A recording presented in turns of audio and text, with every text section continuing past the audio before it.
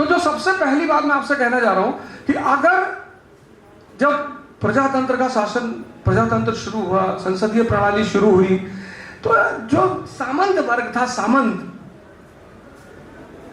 जिसके पास 10-10 हजार बीघा जमीनें हैं और जिसका राज चल रहा था, घोड़े पे बैठ के चल रहा है, सामंत, उसको बड़ी चिंता हुई कि यार जनता के हाथ में ताकत, जनता मतलब वो रिक्शा वाला। मैं जब चुनाव लड़ने लगा तो वो बीच में एक बात मैं आपसे बताया, तो मैं पटपटगंज के लोगों से कहा कि अरविंद केजरीवाल जी को इसलिए चुनना है कि वो मानव संसाधन पर काम कर रहे हैं। आज आपको नहीं दिखाई पड़ रहा है, 1906 में राष्ट्रीय स्कूल खोले गए, 1906 में स्वदेशी आंदोलन चल रहा था तो राष्ट्रीय स्कूल खोले गए। तो ये हुआ कि साहब स्कूल खोल के क्या मिलेगा? कुछ लोग होते हैं ना जो तत्कालिक जब आप निर्णय लेते हो तो बहुत सारे लोग आपके इर्द गिर्द होते हैं जो उसका प्रभाव नहीं समझ पाते कि भविष्य में क्या होने जा रहा है। तो बहुत लोग दुखी भी हुए कि यार स्कूल खोलने का क्या मतलब, वो भी नेशनल स्कूल, राष्ट्रीय विद्यालय। खैर खुले विद्यालय, पढ़ाई हुई। 1920 में जब गांधी जी ने असहयोग आंदोलन शुरू किया तो हजारों लोग सड़क पर आए। ये किसकी देन थी? 1905 के राष्ट्रीय स्कूलों की देन थी। दिल्ली में माइनॉरिटी एजुकेशन 7% थी, 7 कुछ था, और 12 साल के आम आदमी पार्टी के दौर में 31% एजुकेशन रेशियो बढ़ गया था। ये सब मैं डाटा लोगों को देता था, मैं कहता था भैया आप फंस जाओगे। लेकिन फिर वही वाली बात, अब बिजली नहीं आ रही है, हमको फोन कर रहे हैं, कह रहे भैया बिजली नहीं आ रही। मैंने कहा भैया मैं तो संजय सर के साथ यूपी में हूं, अब वो फ्री करेंगे तब आपसे मिलने आऊंगा। और तब लैंप वैम्प लेके आपके घर पे खड़े होंगे। भाई राजनेता है, नेतागिरी की तो आपकी हर बात। भाई राजा है। मेरी बेटी ने मुझसे पूछा कि पापा आप रिक्शा वाले को हाथ जोड़े थे। मैंने कहा बेटा मेरे लिए वो रिक्शा वाला नहीं है, इस प्रजातंत्र में उसको वोट देने का अधिकार है, वो राजा है इस देश का। ये सबसे बड़ी देन है प्रजातंत्र की। लेकिन मैं आपसे कह रहा हूं कि सामंतों को बड़ी दिक्कत हुई है। राजा महाराजा जिनके घर पे हर आदमी पहुंच के जिल्ले इलाही करता था, इनको बड़ा दर्द हुआ कि ये अवध ओझा क्लर्क का लड़का ये आके हमको आंख दिखाएगा। एक आपने सीरीज देखी होगी महारानी, आप में से 2-4 लोगों ने देखी होगी। तो उसमें वो आदमी जो बाहर से कमा के आता है तो कहता है कि सर, कहता है सब मालिक से हम सर हो गए रे, कल तक हम मालिक थे आज सर हो गए। तो इस सामंतों को बड़ी चिंता हुई, सामंतों के साथ साथ सरकारों को भी चिंता हुई। अब चूंकि हम गुलाम थे, भारत गुलाम था, तो जब 1885 के बाद राष्ट्रीय गतिविधियां शुरू हुई भारत में, तो यह हुआ कि यार ये तो अगले 20 साल में हमसे सारी सत्ता छीन लेंगे, जनता एक हो जाएगी। तो जनता को एक मत होने दो, क्योंकि राजनीति का सबसे बड़ा सिद्धांत है डिवाइड एंड रूल, बांटो और राज करो, और सभी लगाते हैं। तो सरकार ने, ब्रिटिश हुकूमत ने कहा कि यार कुछ ऐसा करो, कुछ ऐसा खेल सेट करो कि ये जो राष्ट्रवाद बढ़ रहा है, ये जो राष्ट्रीय आंदोलन बढ़ रहा है, ये जो भारत की जनता एक एक करके बाहर निकल रही है, ये टूटे। क्योंकि अगर सब एक हो जाएंगे, जैसे इतने सारे लोग यहां बैठे हैं, और भी सब एक मत से कहते अवध ओझा नहीं बोलेंगे, तो मुझे क्षमा मांग के उतर के जाना पड़ेगा। बहु है तो यह हुआ कि अब क्या किया जाए। तो राष्ट्रवाद के साथ 2 धाराएं और पैदा हुई। एक धारा पैदा हुई राष्ट्रवाद 1850 के बाद, और 2 धाराएं पैरेलल पैदा हुई, पैरेलल एकदम साथ। मतलब आप समझ लो 3 नदियां एक साथ बहना शुरू हो गई। तो एक राष्ट्रवाद, दूसरा संप्रदायवाद, जिसको हम इंग्लिश में कहते हैं कम्युनलिज्म, संप्रदायवाद। और एक इन्होंने धारा और पैदा की, उसको हम कहते हैं जातिवाद। भारत में जाति व्यवस्था थी, वाद कभी नहीं था। कम्युनलिज्म, कास्टिसिज्म, नेशनलिज्म, ये जैसे ही नेशनलिज्म आगे बढ़ा, राष्ट्रवाद आगे बढ़ा, तो बोले पकड़ो यार राष्ट्रवाद को। बोले बड़ा 1857 के विद्रोह में नारा लगा रहे थे हिंदू मुस्लिम भाई भाई, हिंदू मुस्लिम भाई भाई। अंग्रेजों ने कहा ये भाई भाई वाला बात तोड़ो, क्योंकि 1857 के विद्रोह में हिंदू मुसलमानों की एकता ने अंग्रेजों को हिला के रख दिया। कुछ छोटे मोटे राजा इस देश के अगर अंग्रेजों के साथ नहीं खड़े होते तो सत्ता तो इनकी खत्म ही हो जाती। इतना भयानक विद्रोह था वो, और सब एक हो गए। तो ये हुआ कि अच्छा सांप्रदायिकता पैदा की जाए, संप्रदायवाद की धारा पैदा की जाए। तो बोले कैसे पैदा होगी यार, इस धारा को पैदा करने के लिए कुछ तो तरीका होगा। बोले एक बहुत प्यारा फार्मूला है और जबरदस्त, आज तक कभी फेल ही नहीं किया। बोले कौन सा फार्मूला? बोले भय और प्रलोभन का फार्मूला। किसका? भय और प्रलोभन। बोले इस फार्मूले का इस्तेमाल 3-4 लोग करते हैं। तो व्यापारी करते हैं, हेलमेट का ऐड आता है ना, स्टड जो हेलमेट है उसका ऐड आता है, तो सामने नारियल रखते हैं और फिर हथौड़े से नारियल पे मारते हैं और नारियल टुकड़ा टुकड़ा हो जाता है। तो फिर एक लाइन बोलते हैं, मर्जी है आपकी आखिर सर है आपका। वो जब नारियल का टुकड़ा करके दिखाते हैं तो मैसेज देते हैं। अब कोई ना समझ पाए, कुछ लोग होते हैं वो उनका यहाँ पे कुछ है ही नहीं। एक साहब हमसे मिले, औरंगजेब बहुत बदमाश था। मैंने कहा तुम्हारा मकान कब्जा किया? कहा नहीं नहीं भैया, पेड़ काट डाला तुम्हारा। नहीं नहीं, अरे तब तुम्हारे लिए कैसे बदमाश था वो? तुम्हारा कोई व्यक्तिगत हानि किया है? नहीं, हमारा हानि नहीं किया, हिंदुओं को मारा बहुत। हमने कहा अच्छा, था ब्राह्मणों को बहुत मारा। तो बोले 10,000 ब्राह्मणों को डेली मारता था, 10,000। फिर उनकी जनेऊ तौलता था वो, फिर खाना खाता था। तुमने कहा बैठो आओ, तुमने कहा पानी वानी पिलाया यार इनको। अब नहीं लगाया भगवान, इतनी बड़ी मैन्युफैक्चरिंग कंपनी चल रही है, लोग डेली पैक हो रहे हैं, नीचे आ रहे हैं, और कोई गाड़ी पैक किया उठा के फेंक दिया नीचे। बाद में नीचे देखा, बोले भैया ये तो आर्गनवा लगे हुए नहीं किए। तो हो जाता है कभी कभी, आपको लग जाता होगा देख के कि यार ये कैसी बात कर रहा है यार ये आदमी। तो आप उसमें चिंता मत करिए। ऐसे लोगों को मैंने एक बड़ा प्यारा नाम रखा है, MD, मैन्युफैक्चरिंग डिफेक्ट। आप बहुत जल्दी नाराज हो जाते, दुखी होते कि यार ये कैसी बात कर रहा है यार आदमी। आप नाराज मत होइए, वो नाराज होने वाली बात ही नहीं। खैर, तो मैंने उनसे कहा कि भैया आप एक बात सोचिए कि 10,000 आदमी डेली मारता था, एक साल में 365 दिन, चलो हम 300 मान लें, 65 दिन छुट्टी रहता था कि आज ईद है, बकरीद है, आज नहीं मारेंगे, आज गुड फ्राइडे है, आज करवा चौथ है, आज नहीं मारेंगे, चलो त्योहार के दिन नहीं मारेंगे। तो 300 दिन अगर हम मान लें तो 10,000 × 300, मतलब 30 लाख आदमी एक साल में, और 50 साल उसने शासन किया। तब मैंने उनसे कहा तुम शीर्षासन किया करो। भारत में बड़े सारे आसन का विकास हुआ, उसमें से एक आसन है शीर्षासन, सर नीचे करके पैर ऊपर। और भाजपा वालों को तो जरूर करना चाहिए, उनके लिए तो मैंडेटरी है। कुछ लोग कहा जाता है ना कि इनके लिए मैंडेटरी है, इनको तो करना है।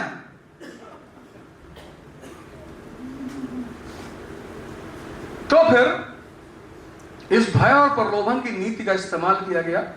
क्योंकि मुसलमान समाज कुछ कारणों से पिछड़ा रहा है और उसके अपने कारण थे, कोई और कारण नहीं था। ऐसा नहीं किसी ने शोषण किया या किसी ने परेशान किया, वो सब कारण नहीं था, पर सामाजिक पिछड़ापन था उसमें। हिंदुओं की तुलना में एक्चुअली हिंदू समाज में कुछ वर्ग ऐसे हैं जिनके यहाँ शिक्षा अनिवार्य है, जैसे कायस्थ हैं, ब्राह्मण हैं, तो ये संपत्ति भेज देंगे और अपने बच्चों को पढ़ाएंगे। पर ऐसा मुस्लिम समाज में नहीं। जैसे अंसारी समाज है, अब वो कपड़े उपड़े का बेचारे काम करते हैं, सब बड़ा मजबूत समाज है, हमारे मऊ आजमगढ़ के क्षेत्र में बहुत मजबूत समाज है। तो कुछ हमारे यहाँ वर्ग सामाजिक ऐसे हैं जिनके यहाँ शिक्षा मतलब भगवान, घर भेज दो, मकान भेज दो, जमीन भेज दो। हमारे पिताजी ने बेचा, हमको पढ़ाया, हमारी माता जी को पढ़ाया, बहन को पढ़ाया। तो उनके लिए यह था कि बेटा पढ़ लोगे तो फिर बहुत कुछ करोगे, और आज वो दिखाई पड़ रहा है। तो इन्होंने इस फार्मूले को मुसलमान समुदाय के प्रति लगाया और प्रलोभन किसका दिया? सरकारी नौकरियों का। सरकार मतलब भगवान, सरकार के खिलाफ आप बोल दो, भगवान के खिलाफ बोल दो तो यमराज चले आए, और सरकार के खिलाफ बोल दो तो ईडी और सीबीआई चली आए। मतलब जिसके खिलाफ कोई तुरंत कार्रवाई करने वाले लोग हो तो प्रलोभन दिया, क्योंकि समाज पिछड़ा था तो इनको प्रलोभन दिया कि भाई तुम अगर हमारे साथ हो तो तुमको सरकारी नौकरी में हिस्सा देंगे, और अगर नहीं हो तो हिंदू बाहुल्य हैं, हम चले जाएंगे छोड़ के, ये हिंदू तुमको छोड़ेंगे नहीं। तो मुसलमानों ने कहा कि ये हिंदू हमारे भाई हैं, बोले हम रहने देंगे तब ना, हम ही इतिहास लिख के जाएंगे और उल्टा सीधा लिख के जाएंगे। औरंगजेब डेली अपनी कब्र में रात में उठ के बैठ जाता होगा बेचारा कि हम का बिगाड़े हैं तुम लोग का, यार हमारा डेली का है नाम ले रहा है, हमको तो सुकून से पड़ा रहने दो। तो उस आदमी के सामने आर्थिक संकट था, बहुत बड़ा आर्थिक संकट था, कुछ निर्णय उस आदमी के गलत हो गए। मेरा शो है, अभी संजय सर बता रहे थे, अवधनामा भारत समाचार चैनल है, उस पर मेरा शो आता है, आप कभी उस पर देखिएगा, मैंने पूरा इतिहास पढ़ाया है। तो वहां पे क्या हुआ, एक बहुत प्रसिद्ध व्यक्तित्व थे उस वक्त, सर सैयद अहमद खान, बहुत जबरदस्त व्यक्तित्व मैं इस तरह से देखता हूं कि आप अंदर से कैसे हैं। तो कॉलेज खोल रहे थे, कॉलेज की स्थापना कर रहे थे, मैं एक व्यक्तित्व का परिचय दे रहा हूं कि व्यक्तित्व का मतलब क्या होता है, तो आप इसी घटना से उनके व्यक्तित्व का अंदाजा लगाइएगा। तो कॉलेज खोल रहे थे, तो अलीगढ़ में जब हम लोग अच्छा काम करते हैं, स्कूल कॉलेज भंडारा जागरण वागरण करते हैं, तो हम सबसे पैसा लेते हैं, हमारे लिए कोई वो नहीं है कि पर्टिकुलर आदमी से लेना है, सबसे लेना है। तो बेचारा एक सेठ जी थे, उनके पास गए, कहा हम कॉलेज खोल रहे हैं, हमको पैसा चाहिए। तो कहा, सेठ जी ने कहा कि पैसा मांगने आए तो फैलाकर हाथ मांगो। आदमी जब कोई चीज मांगता है तो हाथ फैला दो, तो बोले हाथ फैला के मांगो, तो उन्होंने हाथ फैलाया, जैसे ही हाथ फैलाया सेठ जी ने थूक दिया। अब आप अपने से अंदाजा लगाओ कि आप क्या करते हैं। मैं जब पहली बार पढ़ा तो गांव में आपने एक मशीन देखी होगी ना, कोयर बालने वाली, चारा जो काटती, हम पहली बार ये घटना पढ़े तो हम सोचे हम तो ले आके उसी में लगा दिए होते तुरंत कि हम मांग रहे हैं, तुम हाथ में थूकोगे हमारे। लेकिन सैयद साहब ने हाथ बंद किया और जेब में रख लिया। तो सेठ जी ने पूछा क्या कर रहे हैं, बोले रख रहा हूं। बोले क्यों? बोले जिसके पास जो चीज होती है व्यक्ति वही देता है। अब यहीं से आप अंदाजा लगा लो कि वो व्यक्तित्व कैसा रहा हो। और फिर 1875 में, जैसे अभी सर हमारे सच्चर कमेटी की बात कर रहे थे, सच्चर कमेटी रिपोर्ट की बात कर रहे थे, ऐसे ही 1870 में एक किताब आई, भारतीय मुसलमान। आप एक बार उस किताब को जरूर पढ़िएगा, इंडियन मुसलमान, बड़ी जबरदस्त किताब है, भारतीय मुसलमान, W हंटर ने लिखी है। और उस किताब में उसने लिखा है कि भारत मुसलमान वर्ग कितना पिछड़ा है। हालांकि वो क्यों पे बहुत ज्यादा प्रकाश नहीं डाल पाया, लेकिन उसने लिखा है बहुत पिछड़ा है समाज। उस किताब को जिन्होंने भी पढ़ा, उनके मन में एक बात आई कि भाई हम अपने समाज के लिए कुछ करें। तो सैयद अहमद साहब ने 1875 में एक कॉलेज की स्थापना की, Anglo Mohammedan oriental college Aligarh में, जिसको आप AMU कहते हो। आप उस व्यक्तित्व को देखिए, कॉलेज की स्थापना की, मतलब आधुनिक विचारधारा से एकदम। और 1875 में एंग्लो मोहम्मदन ओरिएंटल कॉलेज। अच्छा, अब ये सारी जो उन्होंने काम किया वो सरकार की मदद से किया। सरकार अगर आपके साथ किसी प्रोजेक्ट में खड़ी हो जाए कि भाई आप स्कूल खोलना चाहते हैं तो जमीन हम दे देंगे, पैसा हम दिलवा देंगे। मैंने कहा ना, सरकार और भगवान बराबर। कॉलेज खुल गया। लेकिन जैसे ही सर सैयद अहमद साहब ने सरकार की मदद ली, तो जो हिंदू तबका था उसमें कुछ लोगों को बहुत बुरा लगा। कुछ चीजें होती है वो मानसिक स्वाभाविक होती हैं। आपका भाई सगा आपके दुश्मन के साथ जाके बैठ जाए तो कष्ट तो आपको होगा ही, वो स्वाभाविक सी बात है। तो जैसे ही सैयद साहब ने सरकार का पक्ष लिया, सरकार के साथ गए, वैसे ही जो है हिंदू समाज का एक वर्ग था वो दुखी हुआ और उसने एक आंदोलन शुरू किया, गौरक्षा आंदोलन, उर्दू भगाओ आंदोलन। और यहीं से संप्रदायवाद की भारत में नींव पड़ गई। अब आप समझिए कि ये जो आज आप कम्युनलिज्म संप्रदायवाद देख रहे हो, हिंदू मुसलमान देख रहे हो, मैं आपको बता दूं ये देश, राहत इंदौरी साहब की एक लाइन मुझको बहुत, कुछ लाइनें कुछ कवियों की, शायरों की एकदम आपके दिल में जाके चुभ जाती। उसमें से उनकी एक लाइन है कि सबका खून शामिल है इस देश की मिट्टी में, हिंदुस्तान किसी के बाप का थोड़ी है। ये जो आजादी की लड़ाई हुई, आजादी की लड़ाई में सरदार भगत सिंह शहीद हुए, राजेंद्र लहड़ी शहीद हुए, तो अशफाकुल्ला खान भी शहीद हुए। आप जिस हल्दी घाटी का युद्ध पढ़ते हो कि हल्दी घाटी का युद्ध हिंदू और मुसलमानों के बीच लड़ा गया था, आप फिर से जाके पढ़ना, हल्दी घाटी के युद्ध में राणा प्रताप का जो तोपची था वो मुसलमान था।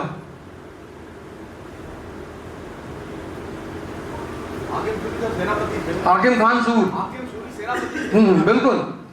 उसके बाद आप तीसरा बैटल ले लो पानीपत का, मराठों के जो तोपची हैं वो भी मुसलमान, इब्राहिम खान गर्दी।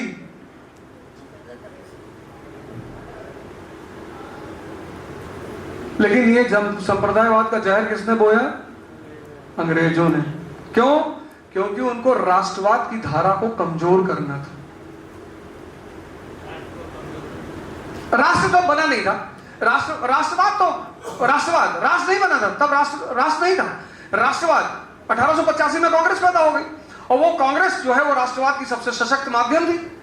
तो जैसे ही वो पैदा हुई, इनको लगा ना इस धारा को कमजोर करो।